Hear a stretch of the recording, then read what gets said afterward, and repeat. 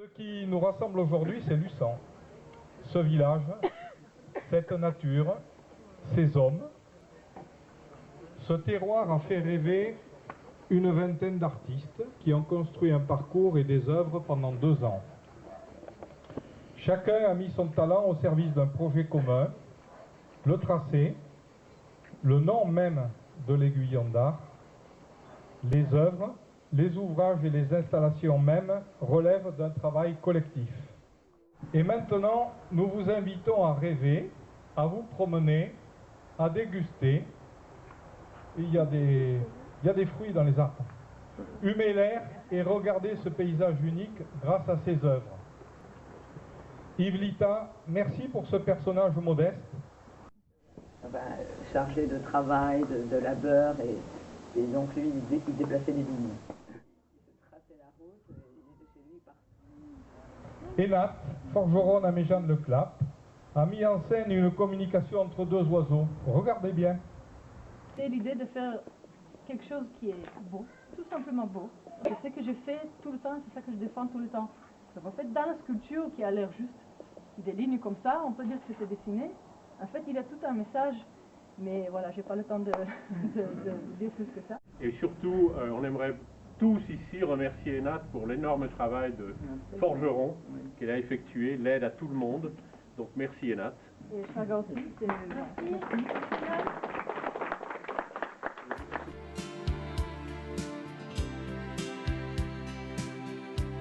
Merci France de nous rappeler que l'eau et le feu sont les composants de la vie et servent de balise à ce chemin.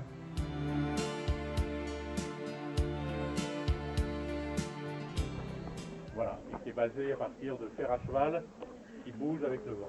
Merci à Christian de son bouquet de fer à cheval en hommage aux forgerons. Nicole, merci de ce compoint qui fait trace par l'écrit de l'histoire locale. J'ai mis ces pages du compoil qui ont été photographiées donc sur l'annuaire téléphonique de Luçon. Ça parle un peu de la continuité entre les gens d'hier et les gens d'aujourd'hui, dans leur amour du pays, de la terre, leur implantation. Et le fait, entre autres, qu'on retrouve certains noms, Chapelier, Vidier, Mathieu, et ainsi de suite. Donc voilà, c'est un lien entre hier et aujourd'hui.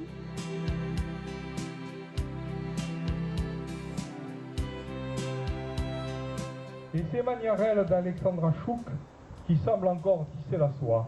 Moi j'ai voulu rendre un hommage aux femmes qui travaillaient le ver à soie parce que toute la région s'est enrichie, plus généralement le sud de la France, mais en particulier Luçon est un village qui était très dépeuplé, qui s'est peuplé énormément. Il y a eu jusqu'à 3 filatures et donc la population a presque triplé, voire quadruplé au moment où les filatures étaient en fonctionnement. Michel Jeanvrin, justement, nous invite à regarder le paysage avec ses cibles.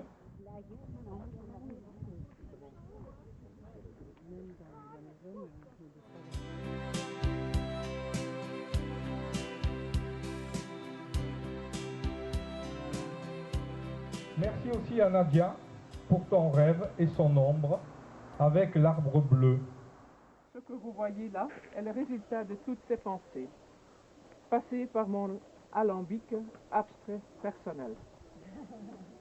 Je vous remercie de votre attention. Bonne continuation. Yves Lita nous montre notre regard sur Luçon, un tableau en pleine nature.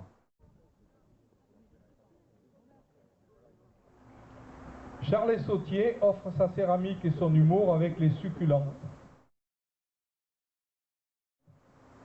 Éric nous fait partager son amour de la nature, de l'homme dans la nature et son engagement dans la vie.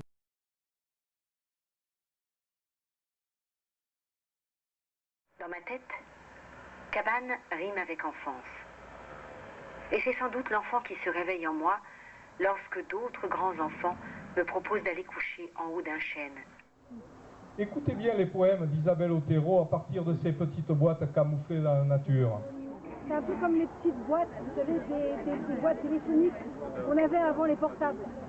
on mettait la tête dedans et on appelait les gens et il fallait être un peu dans un environnement confiné. Donc c'est entre l'enceinte et la boîte téléphonique.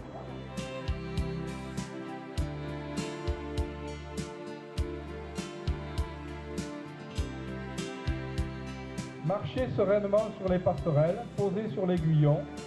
Elles ont été posées cette semaine, fabriquées par Adrien, qui pilotait, Jacques Roumanie, qui nous a donné un beau coup de main, Boris et bien d'autres.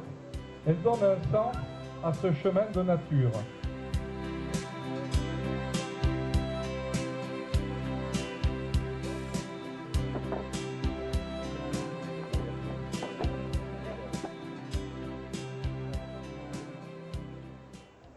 Vous arrivez tout de suite sur les lunettes de Françoise Gabella et vous pouvez choisir votre direction. Prenez le temps d'observer les troncs de deux arbres, de deux platanes de ce parc. Marie Guédon y a collé des témoins. Les empreintes siègent dans les temps et sont le symbole de notre chemin. Une réalisation née de l'empreinte des enfants de l'école ou les visiteurs de l'exposition du chemin l'été dernier. Nous le devons à Isabelle Daublat. Et ce thème, ce héron si emblématique qui a déjà fait l'unanimité. Merci Virginie.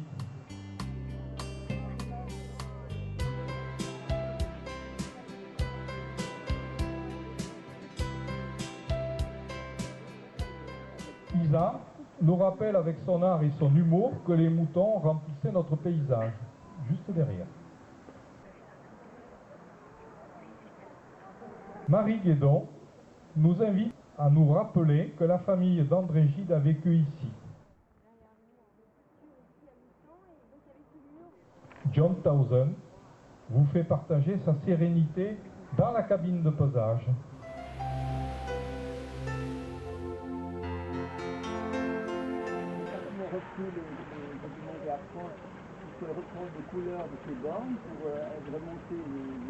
De même, notre ajusteur, orfèvre de ses mains, a construit cette roue à aubes, symbole du moulin à eau jadis dans ce parc. Le parcours se termine provisoirement avec la femme marchant juste sur l'aiguillon. Merci Laurence. Et le totem qui scintille de toutes ses couleurs, suspendu, lui, à 6 mètres au-dessus de l'aiguillon. Il est conçu par Florence. Deux petits intrus se sont faufilés dans notre parcours. Un petit bonhomme en pierre de Arthur Caux et un hérisson de Daniel Loisy. Vous le voyez, l'essentiel de ce parcours est une aventure humaine d'artistes ou amis d'artistes qui ont accepté de créer ensemble, attentifs à cette terre, à ses habitants, son histoire, attentifs à nous inviter à voir, regarder, penser à l'autre, penser le monde.